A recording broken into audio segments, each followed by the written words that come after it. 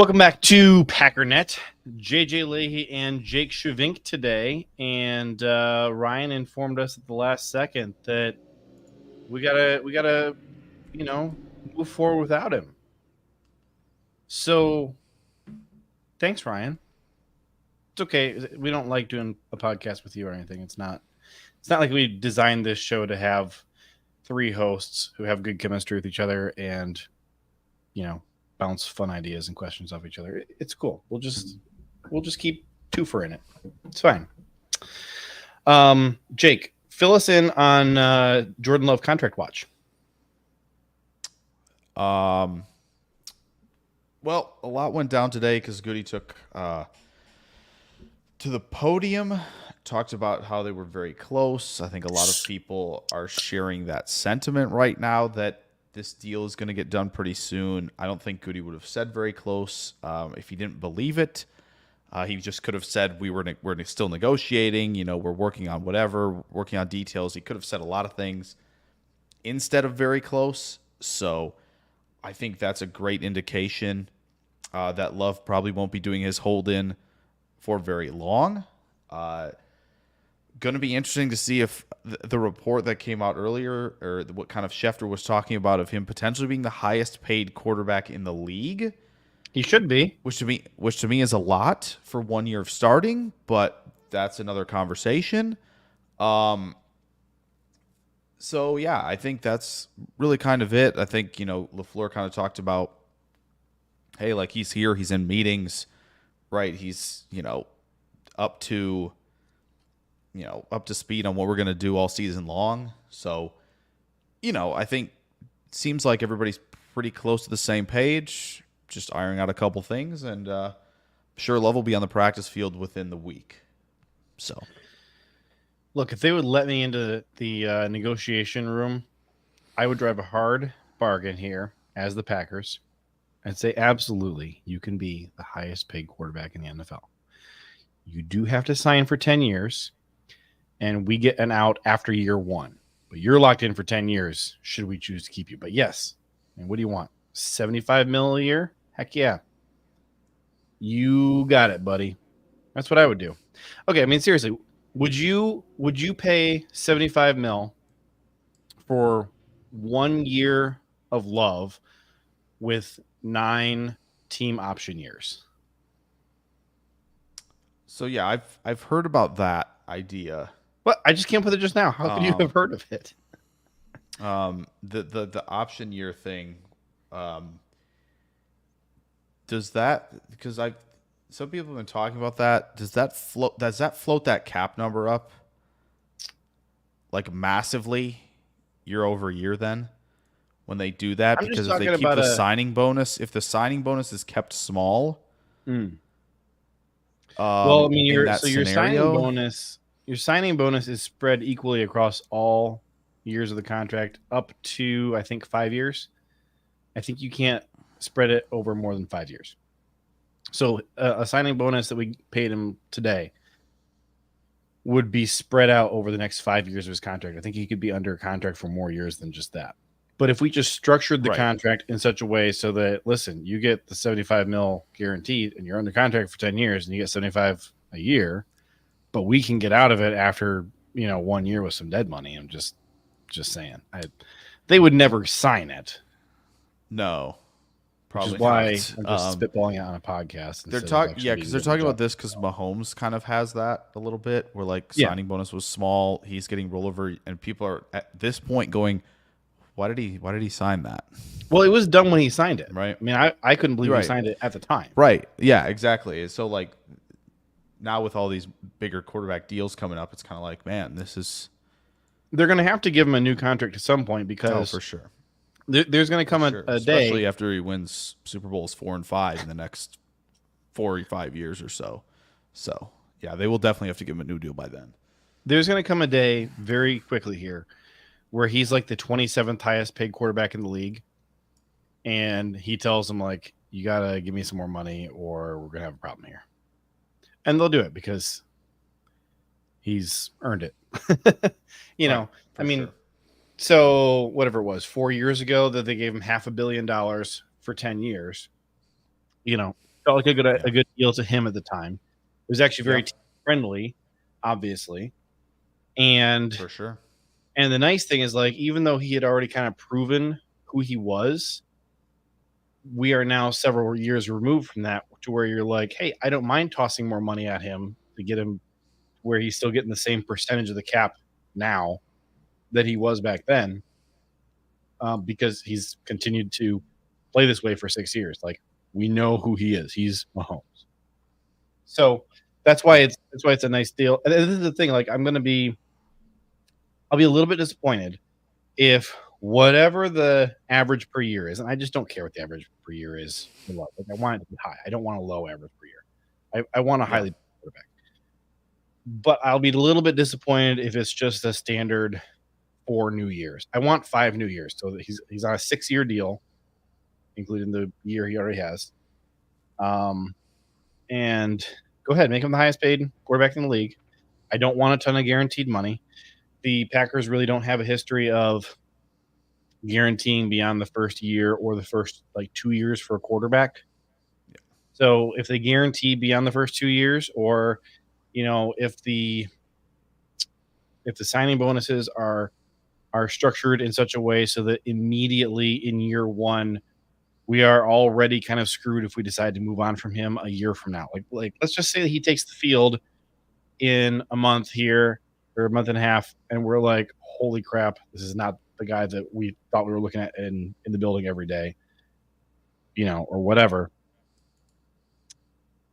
Um, I don't want to immediately be in a situation where we already have so much money committed to him that we don't have flexibility to move on. But like I want to have a lot of flexibility for the team, and that comes in years. And if it's just four yeah, years, I'm just gonna be kind of disappointed because that's like it's like two disappointments on top of each other. One is, hey, why didn't the Packers try to get him to sign for longer than 4 years? Did they not have the confidence that I think they have in him? And two, like if they did try, why couldn't they get him to agree to 5 years? Because it seems better for everybody. Your thoughts? um, yeah. I think it's there's a lot that's going into this. I think the first with the number of years, right? The agents exactly like this is they would love to get to a point where in your early 30s, at the quarterback position, which is like for running backs in the early 20s, for receivers, kind of mid to late 20s of like let's get that last big crack at this. For a number that we know is going to keep going up, when more young quarterbacks continue to sign their deals, when guys like Mahomes that we mentioned already, could get significant bumps at some point down the line. They would love another crack at it. Perhaps the big hangup is the guaranteed money because, as you said, Green Bay they don't like dishing a lot of it out. So maybe that's part of the kind of what has been the hangup to this point. So yeah, I don't know if Goody really is kind of also just trying to, kind of put this kind of out there in the negotiation, like, hey, love what we saw last year. We would just really love to see it again. And so this is what we're thinking, right, with how they want to structure it. And I don't blame Goody at all because of, again, yes, it all clicked for an 8 to 10 week span there. It really did. And hopefully that continues, even if it's, not quite to that level. And that's like when you see Rodgers hit the peak like that, like, oh, that's the peak. Okay, great. Doesn't mean we're getting it all the time. That's fine. Would love to see, 80 to 85% of that most of the time. Oh yeah, and Right? what Like that's, percentage of the time was Rogers peak Rogers? He was very seldomly peak Rogers, but like for the most part, you didn't care. There were times when like yes. 2019 and 2015, I think, were 2 years Yeah. where we were really questioning like, geez, it's kind of been a while since we saw peak Rogers for any sustained amount of time. And I remember, um, being on a podcast in 2019 and saying, dude, I would do anything. I would give up a first round pick to have Aaron Rodgers back to his peak, what he was a few years ago. Yeah. Like I still love him and appreciate him now that he's kind of old and washed up. But like, man, if he could be like MVP caliber again, boom. Of course, we know what happened after that. 2 back-to-back MVP seasons. Yeah. But like, for the most part in his career, outside of 2019 and I think 2015, what percentage of the time was he peak Aaron Rodgers? Was he top 3 quarterback in the league? It was not all the time, but you knew that he could do it and that he would pull it out in a lot of those big moments, and that's what you're looking for. Yeah. I mean, I think again, from a Packer fan perspective, what Rodgers was Favre's ceiling maybe surpassed with less turnovers, and that's what Rodgers at the peak always was. After 2014, 2015 was a disappointment. First half of 2016 was a disappointment. Then boom, I'm clicked. We're making this run to the NFC title game in late 2016. I can make this happen. So yeah, I think, of course they want to find a way to go, okay, yeah, we believe in the peak that we saw. We're probably not going to get it all the time. This is what we're thinking for your deal. To the added on point of like, okay, we've only seen you play 1 year. So it's not a negotiation I would like to be in right now if I'm the Packers, because the problem right now is because Goff and Lawrence have signed massive deals recently, and Jordan Love at his peak is better than both of them, right? And so, like, it doesn't matter. All of these guys that are hovering around, kind of this middle of the road group are still going to get massive deals. And so to essentially say like, oh yeah, is he, would I pay him more than both of those guys? Knowing that we can see the peak, sure. But it's just because he's only started, 1 year, it just makes this so much more complicated. It's not something I would want to be at the negotiating table for, representing the Packers in this situation. I do want to address a comment that we got here from the chat. GR7070 says, highly doubt a good agent is going 5-year extension. Another bite at the apple is too lucrative. I do just want to point out, if you look at all the recent contracts to the really good young quarterbacks, okay, we're talking the Joe Burrows, okay, other guys like him, Justin Herbert, etc. 5 years for all those guys. So, yeah, I think Lawrence got 4 years, Goff got 4 years. Okay, that's like a lesser, lower tier of, hey, we can live with you. Not sure you're really going to get us where we need to go. Herbert, Burrow, I forget who the other couple guys are who just signed big contracts. They're the, hey, if we can do everything right, like, you are good enough to get us anywhere we need to go. We just need to build around you. They're getting 5 years. So that is just yet another thing in the bucket of, I want the Packers to show me the confidence that Jordan is in that second tier of, or I shouldn't say second tier, I should say that top tier, second mentioned, of those guys that you do commit to for 5 years. So, and Goody was, pretty flowery in his praise of Jordan today. He said he is the franchise QB, so I'm not really that nervous. I haven't been nervous really at any point, basically since the end of last season. I forget what game it was that just like really sealed it for me, that I knew, hey, I'm, don't have any more doubts about Jordan. But basically since then, I have just not been worried. And I really think that the Packers and Love's camp have agreed on the dollar amount and agreed on the years, like kind of a while ago. I think that what is taking so long is quibbling about the structure. Love's camp is going to want all these guarantees. Packers are going to want to do bonuses instead. So that's, I think, what they're quibbling about. Yeah. Maybe they're also talking about signing bonus and how much cash he gets today. I don't Yeah. know. From everything we've heard, Packers are not hurting for cash. I just don't think that that's any kind of problem. And if it were, if cash were a problem, guess whose deal wasn't getting done right now? Kenny Clark's. Okay. Yeah. So 100%. the cash is not a problem. I really think it's all about the structure, about the Packers want that flexibility. Like I'm talking about, they want, look, we'll guarantee 1 point whatever years of your contract. And then after that, you get a lot of money and you get a lot of bonuses, but we need some assurances on our part that we're getting what we're paying for. And then if we're not, then we're not screwed. And on Love's side, they're saying, dude, we already did you enough favors. He sat for 3 years. Enough is enough. We're he gave you this extension. You're getting top two quarterback play last year for what was it, $11 million, like peanuts. Okay. They're saying enough. We've done you enough favors. It's time to do right by us. Guarantee the whole thing or whatever we want, 80%. That's what they're looking for. I think that's what's taking so long. No, that's fair. And by the way, like that is why, like, I don't think Jordan cares about what's going on. Like when we have not. seen the little comments, play ball, man.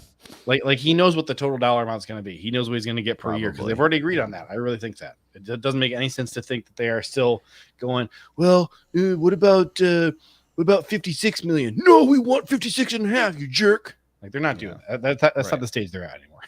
It's very much a guaranteed money conversation for sure. Because we've already mentioned it, right? Like Goody said, they're very close. Very close would not be like, hey, we don't know, how much you're getting per year. We don't know like what we believe to be the length of the contract, right? Probably X or Y years, right? They're one apart, whatever it is, that could be part of it. But yeah, when you're very close, it's a guaranteed money thing for sure.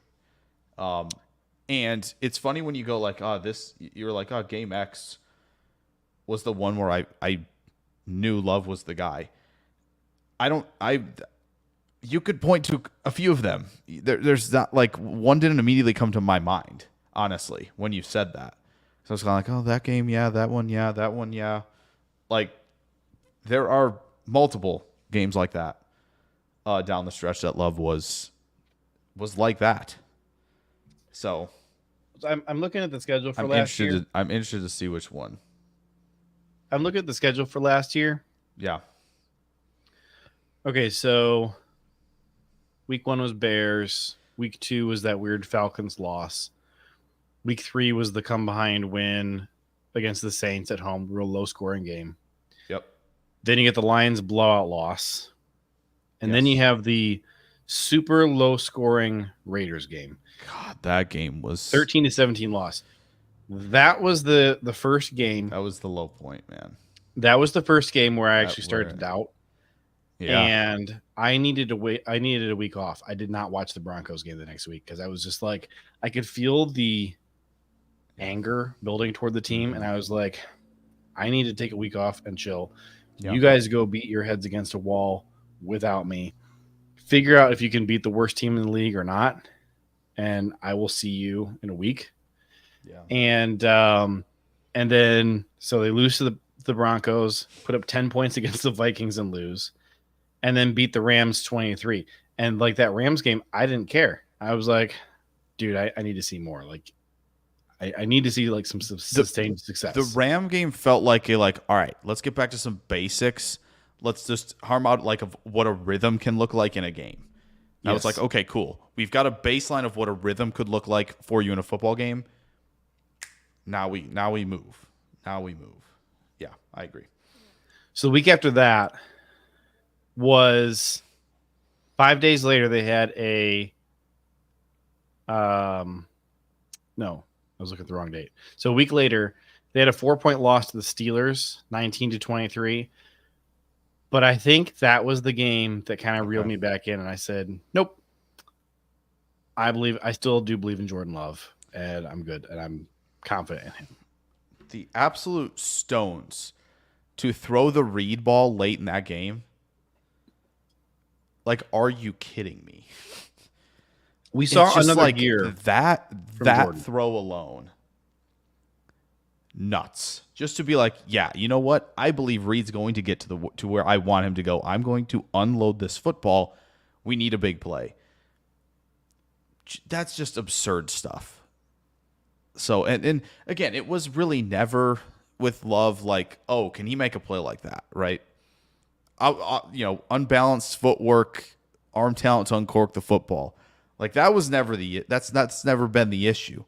Moving on the move off the back foot, he can do all that, right? But I do think for me at least, when he started the in structure stuff against Detroit on Thanksgiving, it was like, oh, excuse me, hold on a minute. You are figuring this part out. You're figuring out the rhythm, the post snap, what you're looking at pre snap. We might be moving right here. We really might be moving. And then they go beat the Chiefs. So before the Chiefs game, Yeah. It was the Lions game that was erased any last shred of questioning that I had about Jordan. I was 100% in on like, nope, Jordan is the guy with the Lions game. And before the Lions game, I'm hanging out with a bunch of family at Thanksgiving, and I said, I think it would be a very Packers thing for them to win this game. Like they're not expected to win it. I think they're going to. So they beat the Lions. Then their next two games are Chiefs and Giants. And before the Chiefs game, I came on here and I said they're going to beat the Chiefs and they're going to lose to the Giants because that's the most Packers thing of all time. That's what they always do. Boy, is it ever. They beat the team that the rest of the league is scared of, and then they stumble and fall flat on their face versus a pretty uninspiring, lowly team that has enough going in the trenches to give you a hard day at the worst possible time. That is what the Packers do. It happens every single year. Yeah. But it didn't matter. Like the Giants game was not very fun to watch. No. Didn't cause me any doubts in Jordan, though. None. No. And I think same with the Tampa Bay game, right? It was just kind of like, yeah, he's doing what he needs to do out there. There was just a lot defensively that they just didn't have an answer for as well. Carolina was hilarious to watch, right? And he's just like, you know what? I'm going to go beat last two division rivals of the year. Now we're going to take care of business. We're going to the playoffs. By the time the Tampa collapse happened, like the groundwork for that had already been laid the week prior versus the Giants. For sure. So like really looking at the scoreboard, the problem with that game was actually the offense. But when you watched it, the problem actually was clearly the defense. Like when you watched it, like it was just one of those, like the scoreboard doesn't tell the whole story.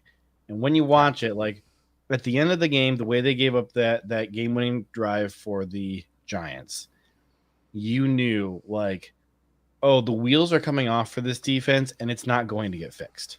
No. So Tampa, like nobody cared about the offense. We were so frustrated with what we were watching from the defense. Yeah. And then like that Panthers game, like it was interesting because we were back to that spot that we were in a few years ago with the Aaron Rodgers offense, Dom Capers defense, where you're just like screaming at your television, like, how perfect does the offense have to be to win any games? Like, can you defenders stop a bloody nose? Something. Stop a running nose. It was the so most frustrating. Inept team all year, and you cannot get out of your own way defensively. Well, and after that Tampa game, it just So after the Tampa game, in between Tampa and Carolina, is when Matt LaFleur takes over the defense. He can't fire his defensive coordinator, but he can, leave the offense to run itself and go run the defense for them.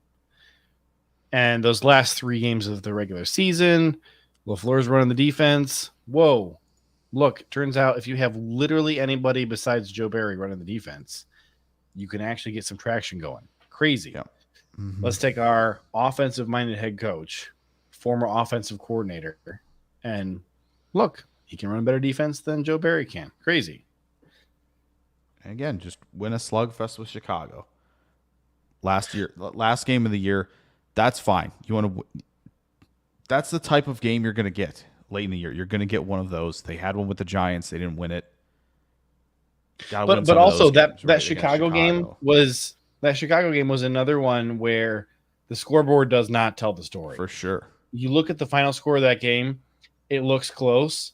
They were we were laughing at the end of that game going, what an absurd scoreboard for having watched this game and knowing just how many points the Packers just casually decided not to cash in on. Very much could have been almost an exact replica of Minnesota. Could have easily been that game. Yeah. 33-10 against the Vikings the week prior. Yeah, it could have been very similar. Yeah, the on-field product of that 17-9 win over the Bears felt identical to the 33-10 smashing of the Vikings. For sure. It just ended up being a little bit weird. Yep. With the points department. That's all it was. You have to win weird football games at some point. Like, you have to do it. That's thankfully no team wins. Baltimore can't do it against Pittsburgh. The way the Packers do. Yeah, that's true. Baltimore can't do it against Pittsburgh. They have not figured out how to win the weird game against their rival. True. I don't know how that is. I don't know what's going on over there. But you need to find a way to win games like that against your rival. And they did what they needed to do. That is a rivalry thing. All right. I mean, you look at sure. Things get weird. You know how much I love to ramble and rant about Ohio State, but like Ohio State, Michigan, one of the greatest rivalries in all of sports, like those weird games, like there's always a momentum for whoever has been winning that side of the rivalry for a while. You know, you look at all the bizarre wins that Ohio State had over Michigan that they didn't deserve, but it's just like it was a weird game, and when it's weird, Ohio State wins it, and when it's not weird, Ohio State wins it, and then it flips. And you look at like the most recent game, 2023, Ohio State, Michigan, super weird. And like a lot of stuff could have benefited both sides equally, and it just didn't. Yeah. That's just how rivalry games are. They're just weird. Yeah. And rivalry games when you've got the Packers and Bears is going the right way right now. Yeah. And with the rivalry game thing, like if it's weird a lot, having the mental edge and being like, we've been in this spot before, we can do it again, right? Ohio State was on that long run of where like, we've got this. We know things get weird. We know we can count on ourselves to find it when it gets weird. But once Michigan flipped that script, they're like, we got one. The weight is off.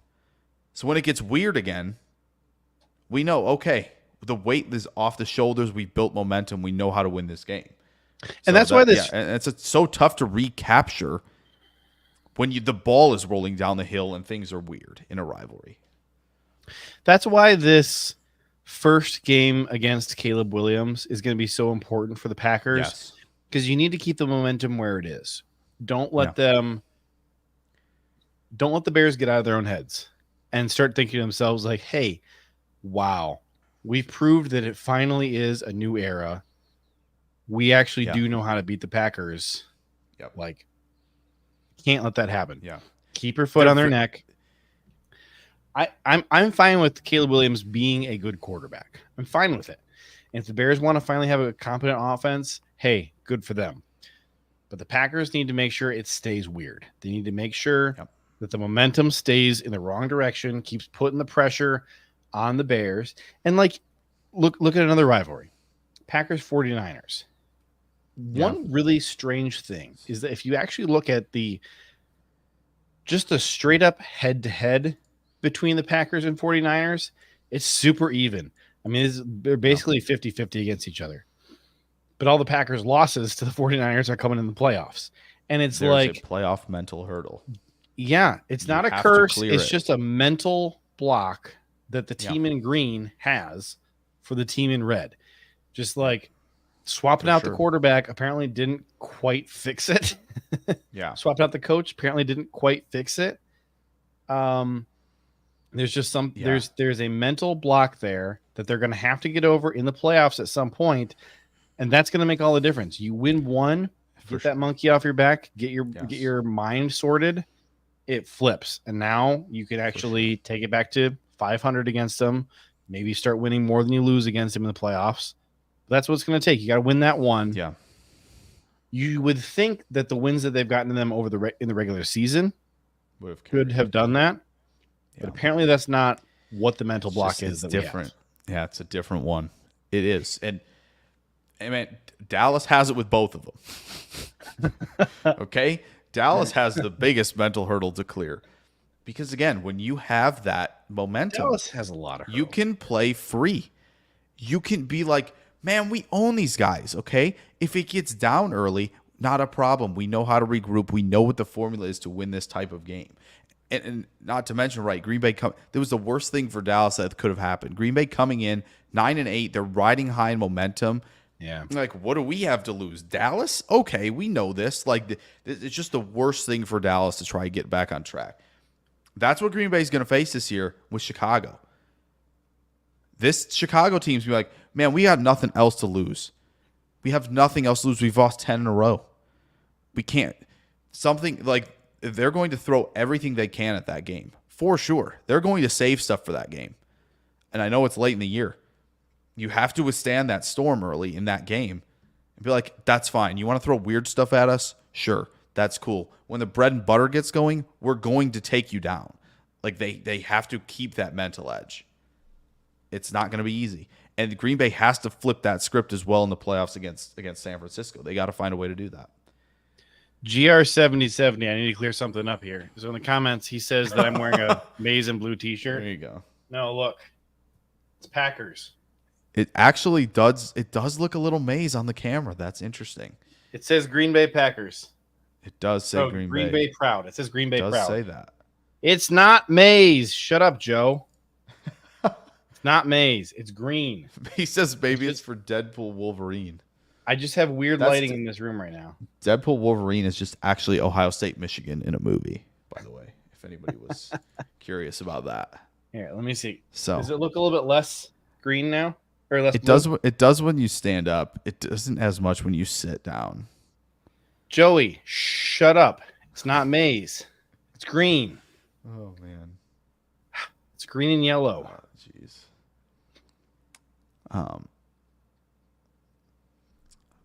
The only way it could be it only way it could be blue, right?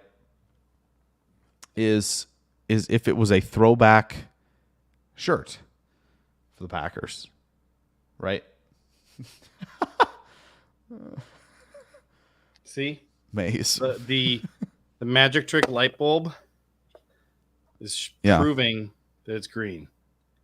Pack Daddy says, "What the hell is maize?" Corn.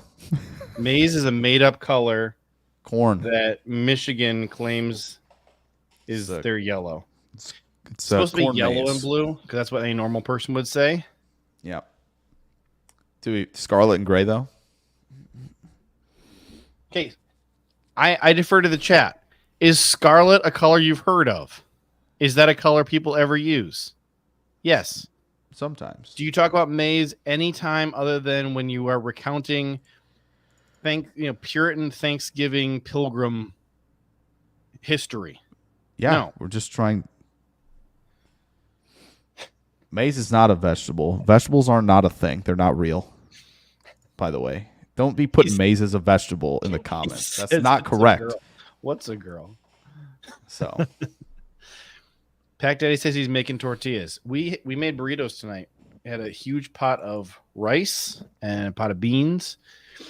I grilled up a bunch of peppers because I love peppers on my burritos. We had peppers are great on burritos. My wife made some spicy chicken.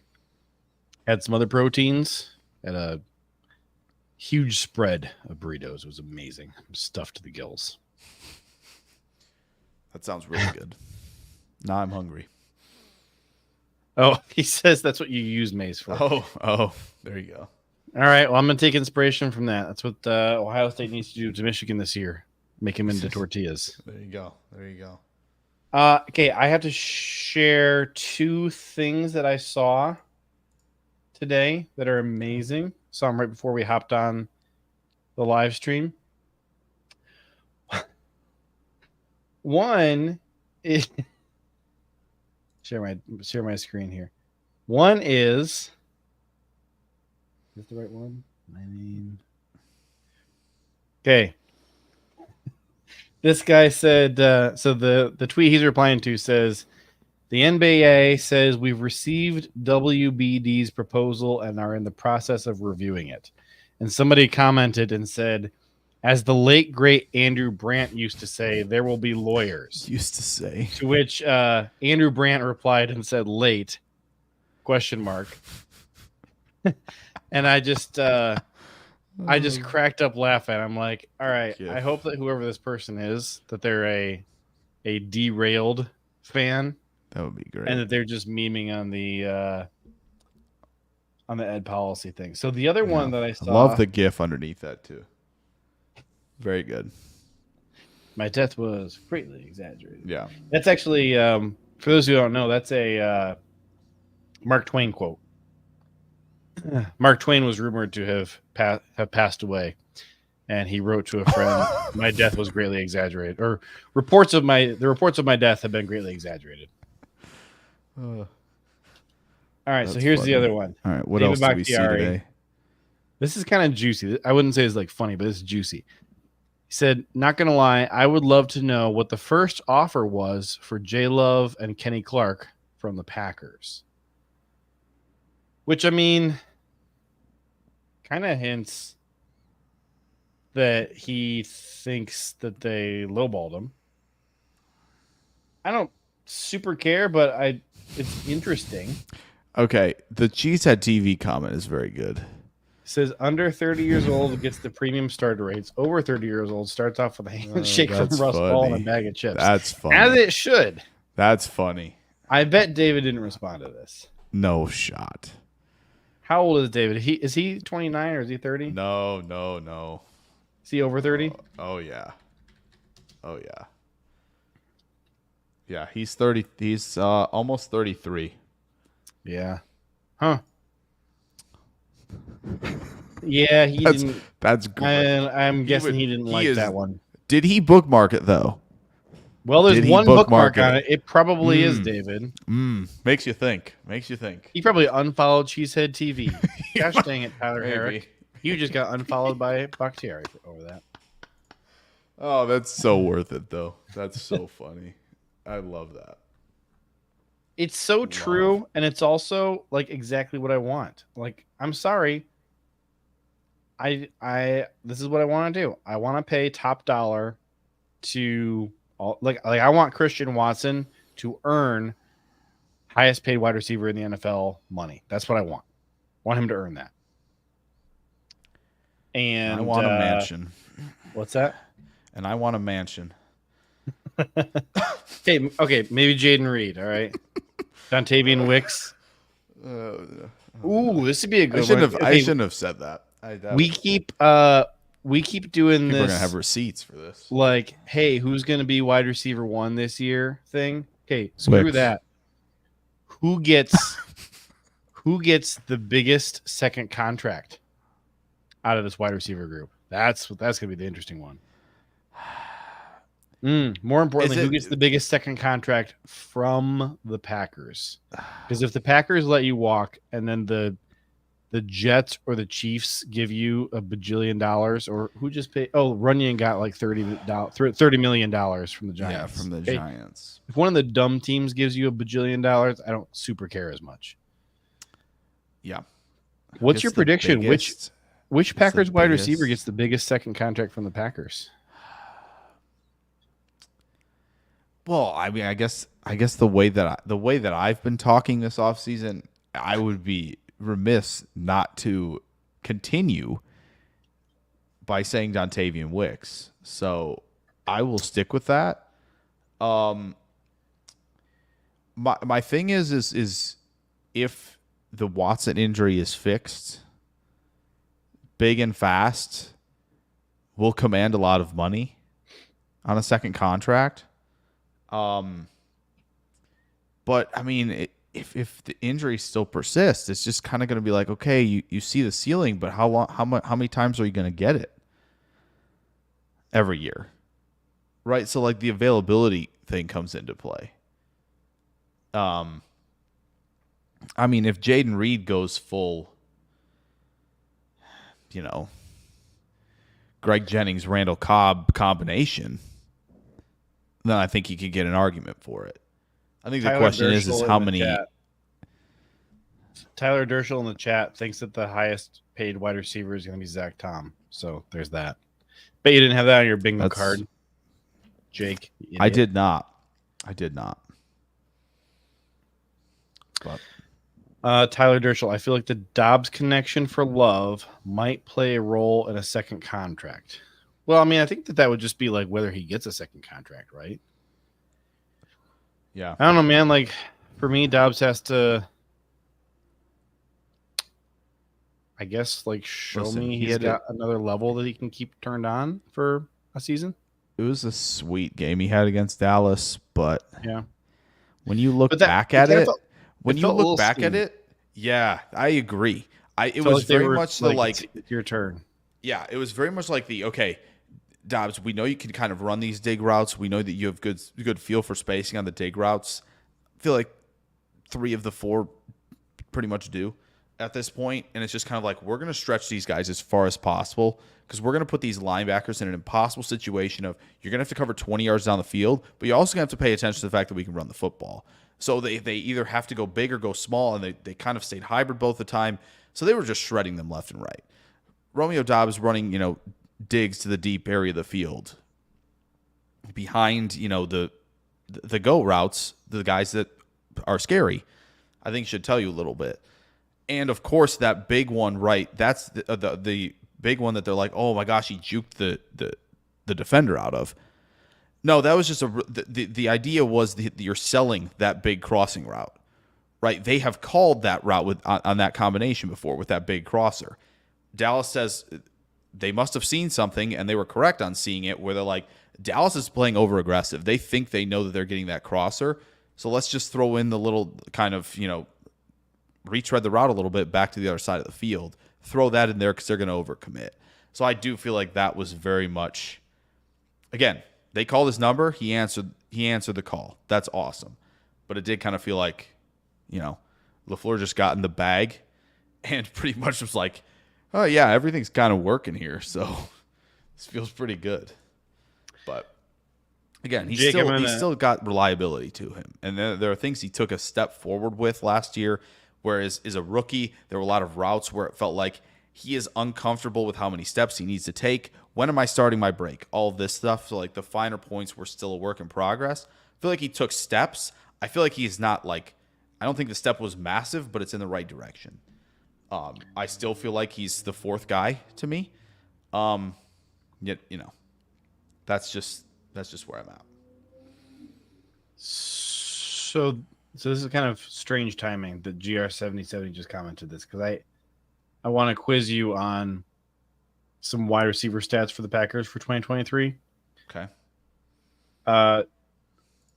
He says the minute you look beyond total yards and total receptions, Dobbs becomes very underwhelming compared to the other 4 wide receivers. I mean, he certainly has like the fewest flashy plays out of the group. That's for sure. Yeah. Jake, I want to quiz you on. You got it. On some of these receiving stats here. Okay. Which wide receiver led the Packers in receiving yards last year? My guess would be Dobbs, but I feel like because you're asking that right now, it can't be Dobbs. They didn't. It is Dobbs. It is? Yeah, he had. It's 80, not Reed? He had 80 more yards than Reed. Oh, okay. So Dobbs was at 908. Reed was at 828. Okay. Is that which receiver? That must be. That's regular plus postseason, right? Yes. Okay. So I think. Yeah, because he got 600 yards in the Dallas game. Yeah, that's what I mean. I think Reed might have had more than him because in the regular season only. So because if you look Watson regular didn't have as much, only, Wicks didn't have as much. We can do that if you want. I just didn't know. That makes sense though. Okay. I don't know why we talked about the game against Dallas and I didn't think about it. Regular season only is Jaden Reed. Okay. So he actually had 120 yards on Dobbs, and then Dobbs Wow. You caught took it all up to him. back. Dobbs made a 200-yard comeback. Yeah. That's wild. So that's pretty crazy. Yeah, I guess Reed only had this like? I feel like he didn't do yards? a lot in the postseason. Yeah. Reed only had 35 yards in the postseason, so that'll hurt you. Yeah. Okay, so regular Dobbs and has post. very much the James Jones thing going on, which I love that. Who, Dobbs? Yeah, I just feel like there's like this level of like gravity to him in some big spots that loves to go his way.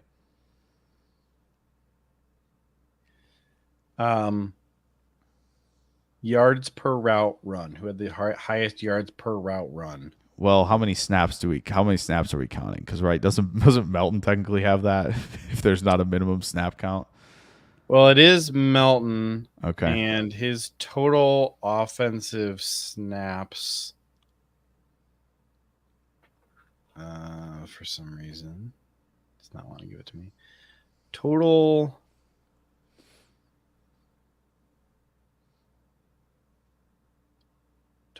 offensive snaps, 178 snaps. So it is a small sample size. Yeah. So after Melton, who has the highest yards per route run? Who has the highest yards per route run? Based on number of games played, I feel like so Melton is at 2.68. There were like I'm 7 incorrect on this. There were a total of 7 receivers who played in the regular or postseason for the Packers last year. Okay. 5 of those 7 had somewhere between 1 and 2. Bo Melton was the only guy over 2, and Samori Toure was the only guy under 1.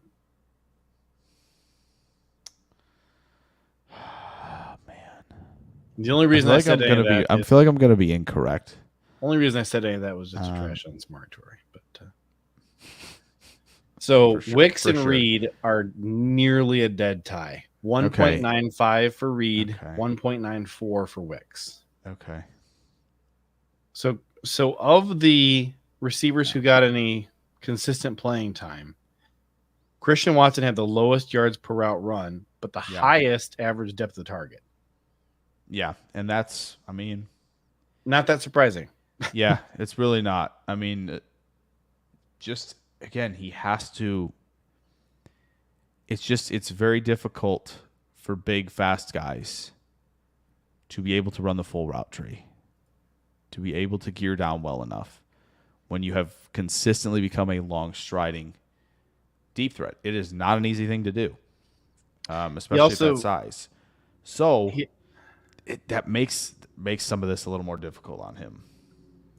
He also, unfortunately, had the lowest completion percentage, except for Toure, who just doesn't count because he's not a real football player.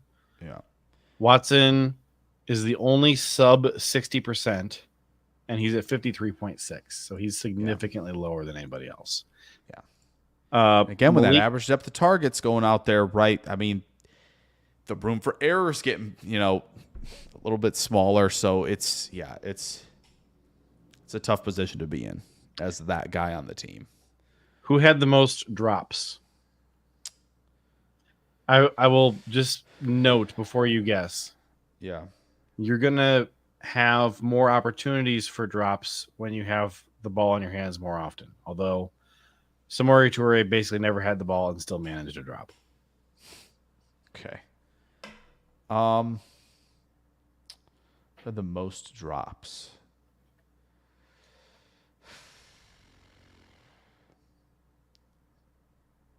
I mean, probably based on targets, it's got to be Dobbs or Reed, but I feel like it wasn't Reed. I feel like it's Dobbs or Wicks. So Dobbs led the team with 4. Reed was second with 3. Oh, Reed was second. Okay. But those two guys actually just about tied in total targets and receptions. 69 receptions for Dobbs, 68 for Reed, 105 targets for Dobbs, 97 for Reed. Okay. Everybody else was 61 or fewer targets. Yeah. So there's just no question when you look at the numbers that the bulk of the offense went through, or at least yardage, went through Dobbs and Reed. Now, when Watson's in the field, he's still playing a valuable role in getting those guys freed up. Yeah.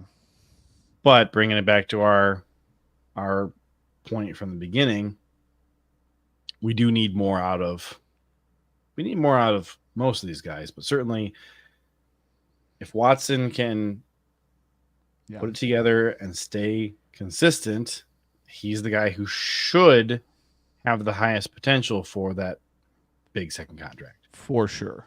For sure. I think the way that the heater that he got on with Rodgers in 22 showed you how it can be. And I think when I think Love was definitely struggling with timing on the deep ball a little bit more with Watson. And I think that definitely bled into late in the year as well. Opening play against Detroit, right? Pretty decent underthrow there. Obviously, the touchdown was more of an intermediate level throw. So, you look at that, I think, a little bit differently. But it did seem like he was on, a better page with Reed, who has, enough speed in his own right. I think that's not talked about as much anymore. Maybe because of Melton's resurgence, or Melton kind of inserting himself into the conversation. But it seemed like Love was on a pretty good page with Reed on some of the deep balls. I think, one in the Saints game early, obviously the chemistry to go for in the Pittsburgh game, like it seems to be there. And so to me, it's I think it's very clearly that, Wicks and Reed are the best two receivers currently on this team. I know that hasn't reflected it in the stats to this point. You can call me a Dobbs hater if you want to. That's fine. Well, I live with that, but to me, when you see that, like, once they get Wicks involved, it's just like he's got it. And the Reed's ability to handle a lot of different duties in that offense is just very apparent, and they both look so smooth out there. If you had never watched football before, like genuinely, if you had never watched football before and you're listening to these guys being talked about a little bit, right? All four of these guys, you'd think, oh wow, it must be nice that Jordan Love has had Reed and Wicks in the building a little bit longer, right? You can tell that these guys have refined their games, and it's like you can tell there's a lot of potential with Watson and Dobbs, as younger players than the other two. It feels like Reed and Wicks were drafted first, if you didn't know any better, in my opinion.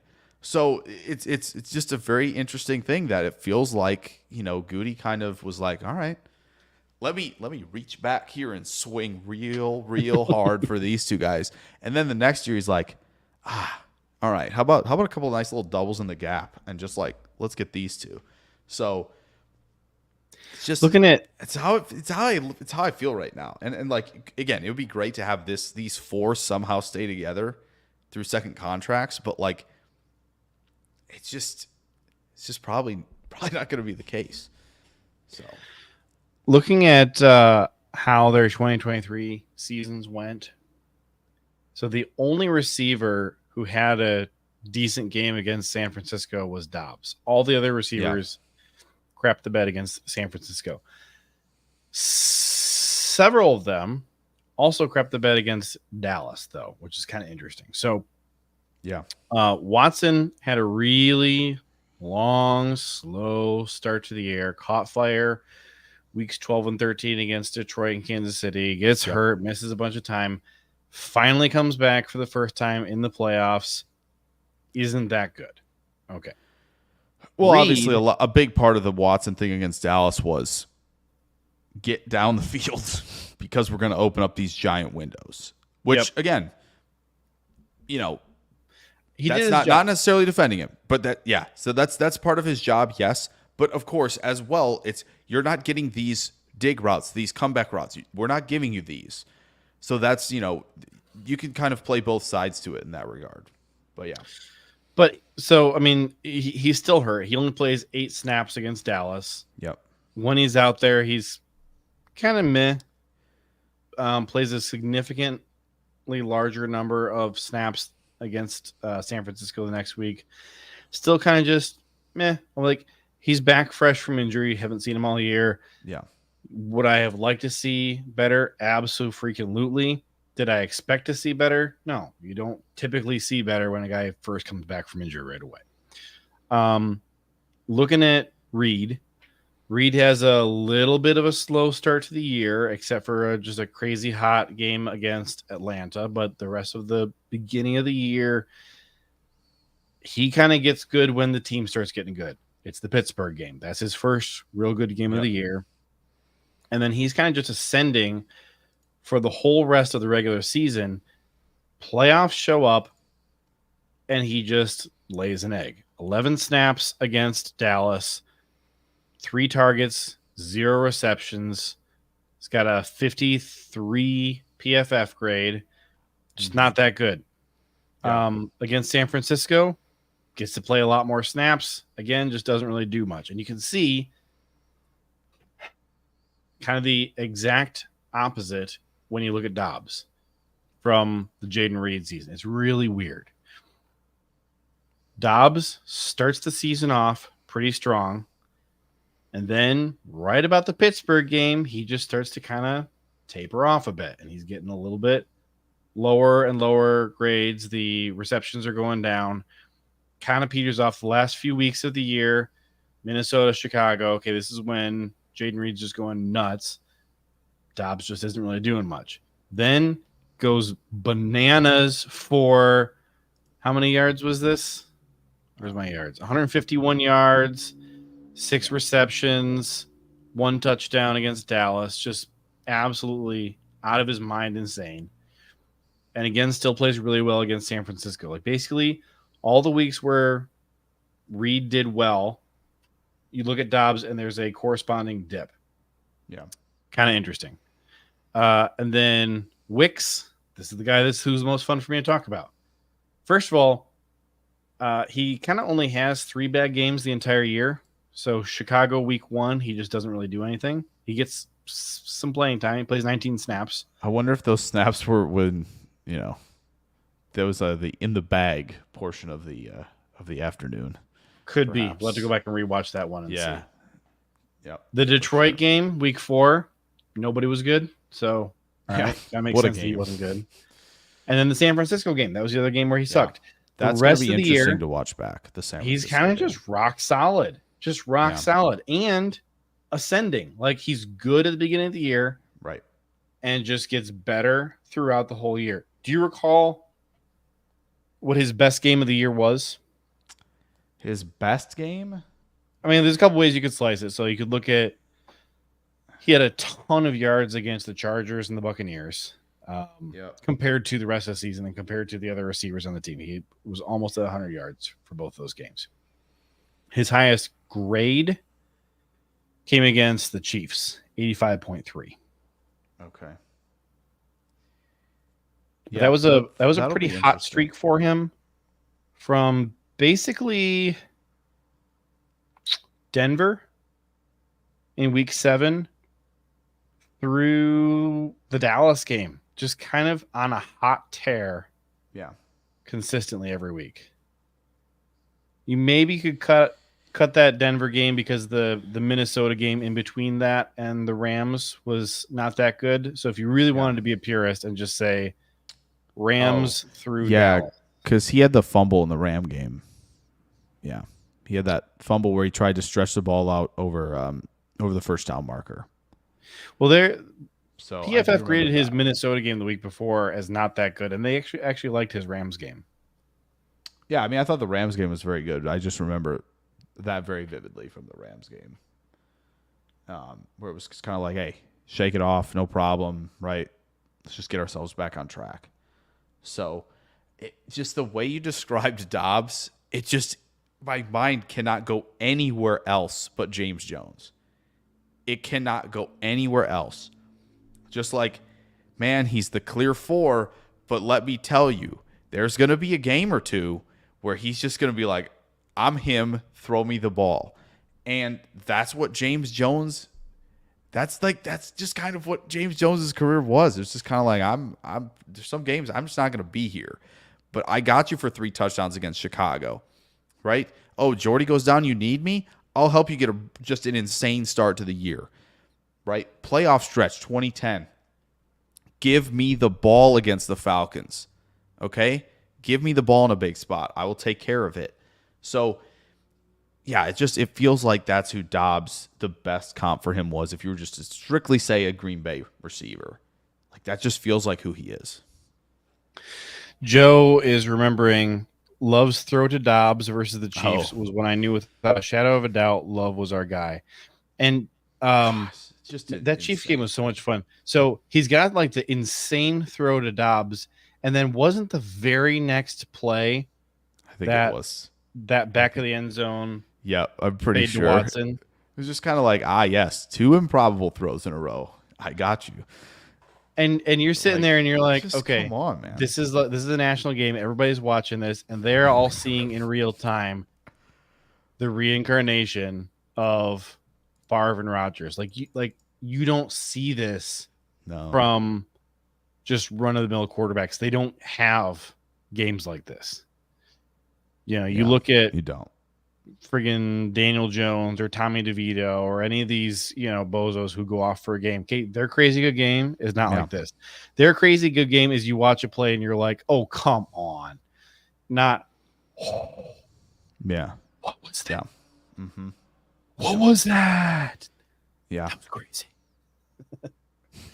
Drew says James Jones was an outlet when nobody was open. He'd make contested catches. He definitely would. And he'd also just make some absolute boneheaded drops that would drive you up a wall.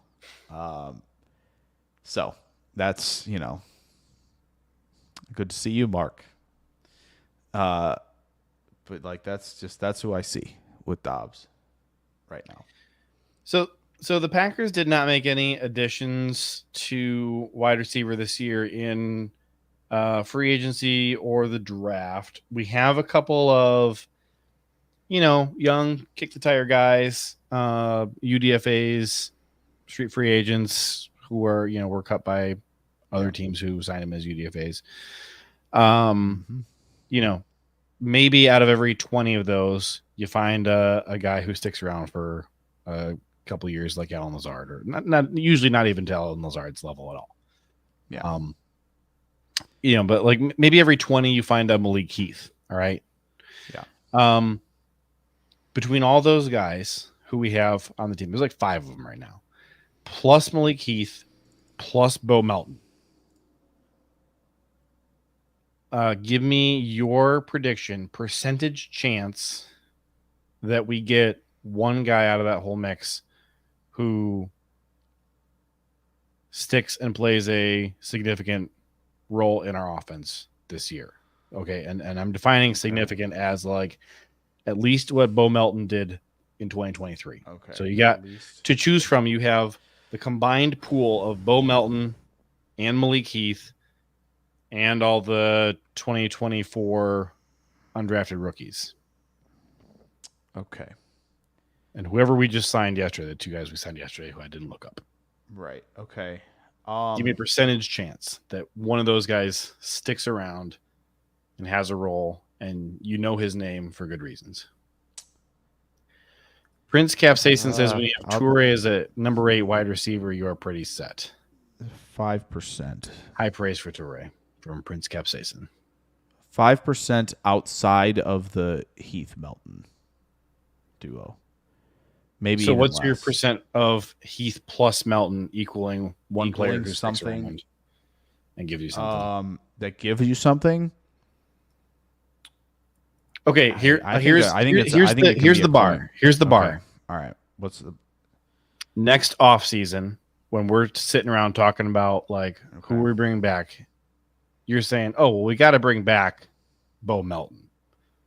I would give Bo Melton, I think, 65% chance we get into that range with him.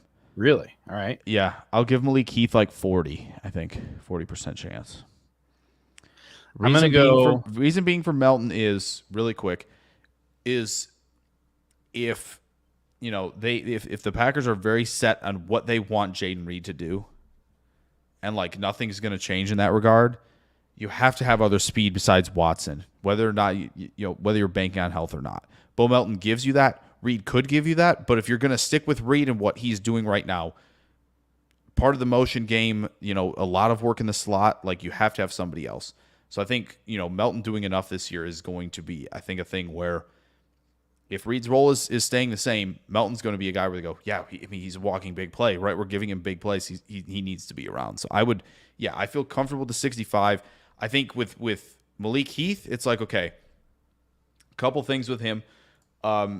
Again, very minimal stuff. I'm still going through all these guys. A couple minimal things. Got to see better catch through contact strength when you're playing in games in the regular season. For Heath? Yes, for Heath. I think he showed it during the preseason, which is great. You dominate in the preseason. You show up there. That's good. You make the roster. It's a whole different game in the regular season. It's like, all right, we JV'd. We're at varsity now. We got to make some plays. So I think he has to work on that play strength a little bit more. I think he, struggled a little bit to kind of get out of, what could be kind of considered a starting block when you get to top of routes. That's got to be important for him that he needs to work on. He's got to catch through contact a little bit more. He's going to provide stuff as a blocker. We just got to see him embrace the big-bodied role of an Allen Lazard, right, where you have to win a lot of those situations, and that's why I'd put him at 40%. I think the lingering percentage that I think a lot of people are going to point out is definitely Dubose. Just haven't seen a lot, but I think that is and should be the most likely scenario of any of that pool of guys that we really haven't seen a whole lot of. To me, Dubose kind of, I feel like the most likely outcome for him is he slots into that Toure role of he's here because he's a draft pick. He's never done anything. Probably still won't do anything this year. But because he was a draft pick and they like talking to him, he'll still be here next year. Yeah. But I don't think we're kind of, as you're saying, like we got to bring him back or anything like that. I don't think we're going to get to that point. It just seems, it seems like it's unless there's desperation setting in, right, where injuries are piling up, it just doesn't feel like we're going to get to a point where like, Julian Hicks, we need him next year, or Jalen Wayne, we need him next year, right? It just doesn't feel like we're going to get that. And I would say at the conclusion of the 2023 season, we were in a spot where we said, hey, based on what we saw on the field from Bo Melton, we have to bring him back. Yeah. And based on what we saw from Malik Heath, we do want to bring him back, want to see him continue to ascend and contribute on special teams. Not positive we have to keep giving him a role on offense going forward, but like he did enough this year to earn bringing him back and letting him still keep competing in practice and on special teams. Okay. And then like DeBose and Toure, never see anything from either one of them, whatever. Right. You got a pile of undrafted guys, it's easy to get excited about Julian Hicks based on watching some film on him. I like him a lot, but for sure he's got to earn it. And I'm going to give like the whole pool of all those guys, Grant DeBose, Toure, Hicks, all the guys whose names you can't be expected to remember, like Dimitri Stanley and Rory Starkey and all these guys. Yeah. I'm going to say everybody excluding Bo Melton. So Malik Heath is in there. Yeah. I'm going to say 15% chance that any one of those guys from the field does something on the field that makes you and me at the end of the season want to bring them back for next year. Yeah. Bo Melton, I'm going to say 40% chance for him as an individual. And again, I've always been a huge Bo Melton fan. Really love his skill set, love his speed, love the fact that he's the other guy on the roster who's fast. But just the odds are stacked against him that he's going to replicate this coming year what we saw in such a small sample size last year. Would love to see it. I'm a believer in it, but also I'm a believer in math, and I gotta see it to believe it. So I'm gonna give him 40% chance. For sure. I can't go over 50%. We got 2 comments here to react to. So one, Tyler Dershel wants to know about the kickoff changes. Are they going to affect how many wide receivers they keep this year? Melton would be a fun player for that. My answer, and Jake, I'll let you weigh in on this too. My answer for all the kickoff stuff, new kickoff stuff, is I don't know, and I don't think the teams know. I think we're going to have to just play a few games, play maybe a season or 2 seasons with this to really know how it's going to impact anything.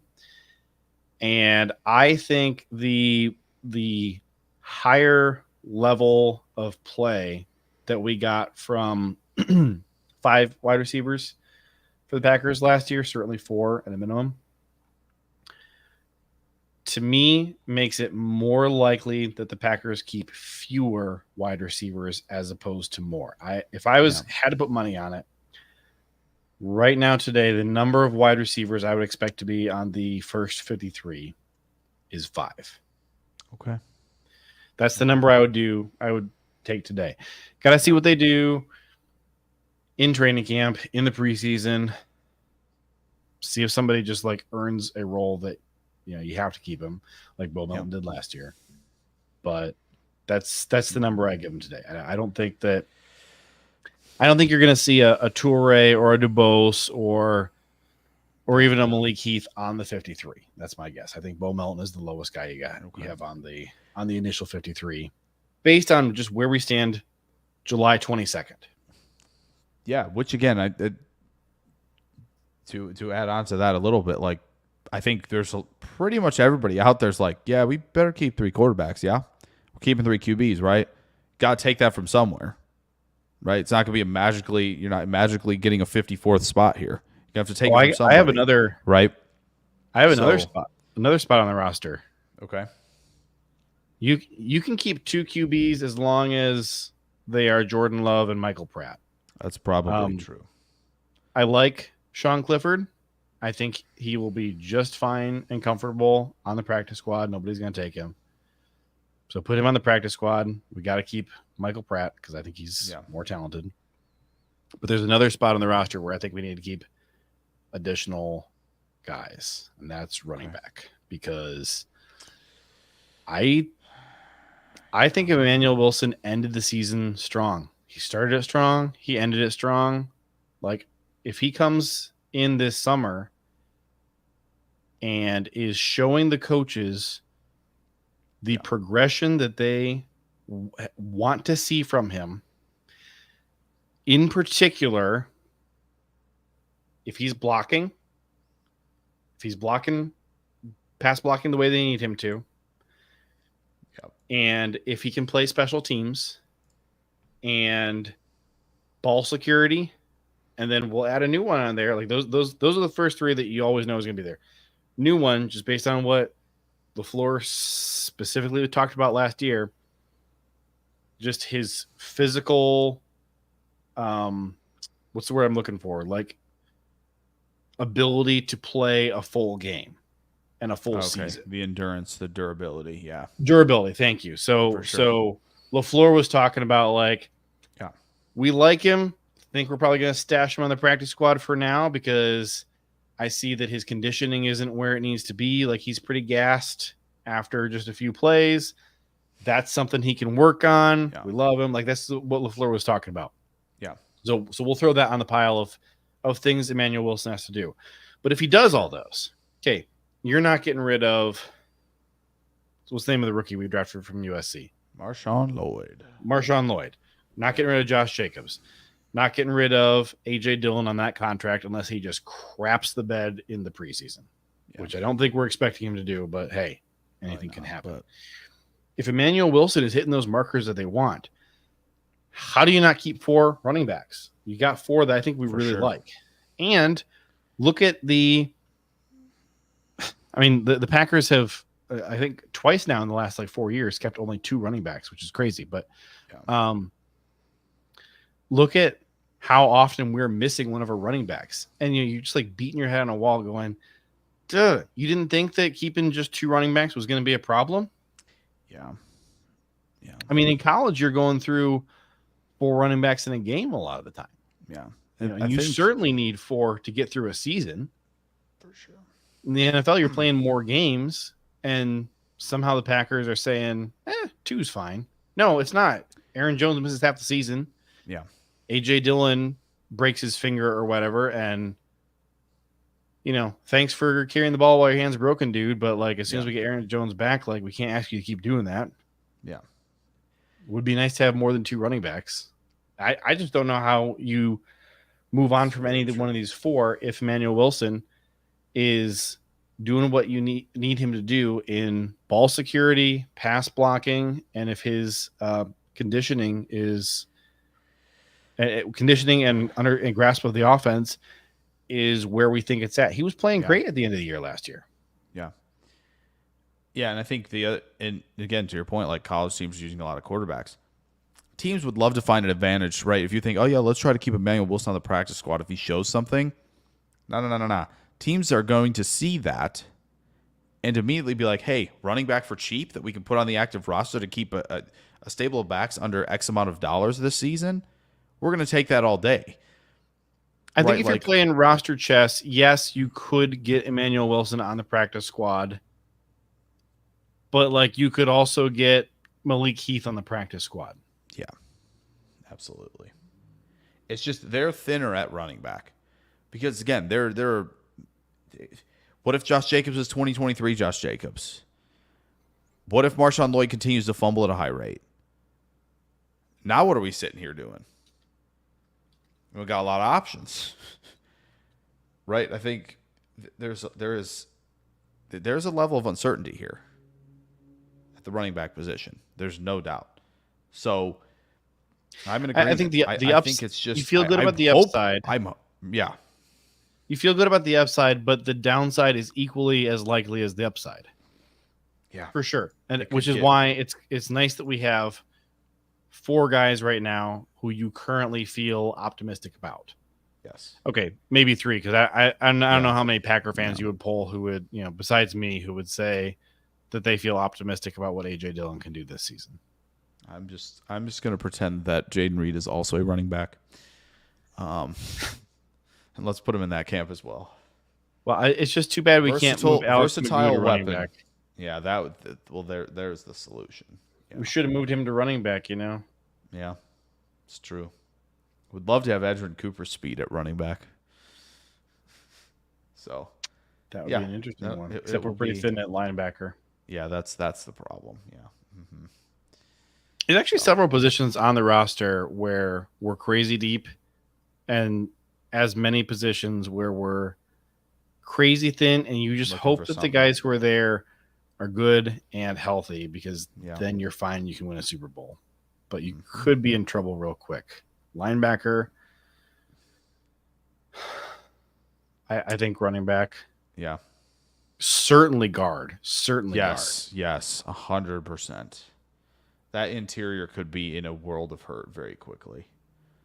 Prince Capsason wants to know if the Packers keep looking for a smaller, quicker change of pace running back. Seems like we have all 4 in the same mold. I think that all 4 being the same mold is Goody's plan. What do you think, Jake? I mean, I just would like to point out, if you go back to previous derails, there was somebody who goes, what if Goody's just like, hey, we're going all bigs. Oops, all bigs. We're taking all the bigs at running back. Seems like he's going in that direction. I don't think we're going to see that. Yeah, I feel like he's like, no, we need 210 on everybody, right? Even 220. It's just, 220. So on all 4 of them that we, presumably are excited about, will keep, right? So I think the change of pace is legitimately Jaden Reed, as crazy as that sounds. But the crazy thing about the change of pace, Marshawn Lloyd runs with the speed and burst of a change of pace guy. Yeah. That's the difference right there. Goody's I see the best of both worlds here. He doesn't even have to be a change of pace, but he's got the burst of a 190-pound back in a bruiser's body. That's what he sees. And that's why I'm sure, again, he was probably, looking at someone like Trey Benson as well in the draft. Big dude with a ton of burst. Let's get that man in here. Yeah, you need it.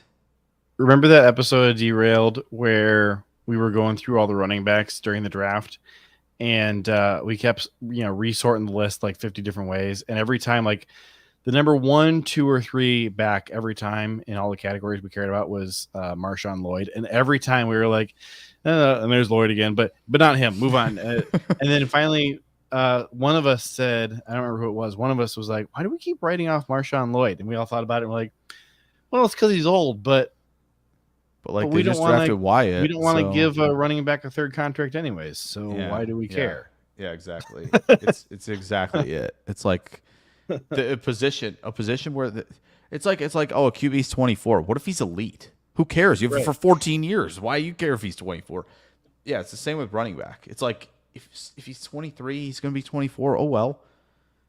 You need him for the first contract. That's it. Like if Marshawn Lloyd is very, very good and he cleans up the fumbling, like we're cooking on a contract from a third-round pick. Second contract. The Packers give out second contracts to running backs way more frequently than I would like to.